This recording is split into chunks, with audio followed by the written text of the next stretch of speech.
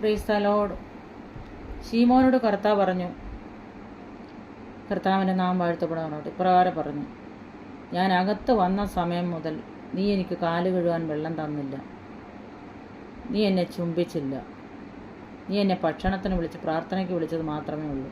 പക്ഷെ നിൻ്റെ കാര്യസാധ്യത്തിന് വേണ്ടി മാത്രം നീ എന്നെ വിളിച്ചു. അപ്പോൾ നമുക്ക് കാണാൻ കഴിയുന്നുണ്ട്, വിടുതൽ പ്രാപിച്ച മറിയയ്ക്ക് അടങ്ങിയിരിക്കാൻ പറ്റത്തില്ല. അവൾ ദൈവത്തിൻ്റെതായ സ്നേഹത്തിന് വേണ്ടി പിന്നെയും ഓടുകയാണ്.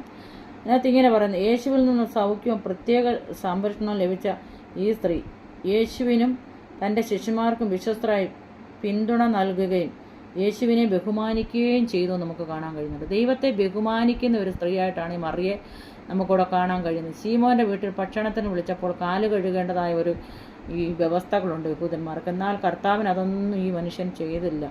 എന്നാൽ അതെല്ലാം ഈ സ്ത്രീ ചെയ്യുന്നതായിട്ട് യേശുവിനോട് യേശുവിനെ അവൾ സേവിക്കുമായിരുന്നു. കാൽക്കലിരുന്നിട്ട് അവൾ എല്ലാവർക്കും മാതൃകയായി കർത്താവിനെ ശുശ്രൂഷിക്കുന്നതായിട്ട് നമുക്ക് കാണാൻ കഴിയുന്നുണ്ട്. അതേപോലെ ഈ നാളുകളിൽ ദൈവം ചെയ്ത ഉപകാരം ഓർത്ത് ദൈവത്തെ നന്ദി പ്രകടനമുള്ളവരായി തീർന്നു നമുക്ക് നന്ദി പറയാം. ദൈവത്തെ ശുശ്രൂഷിപ്പാൻ ദൈവമായ കർത്താവ് നമ്മളെ സഹായിക്കട്ടെ.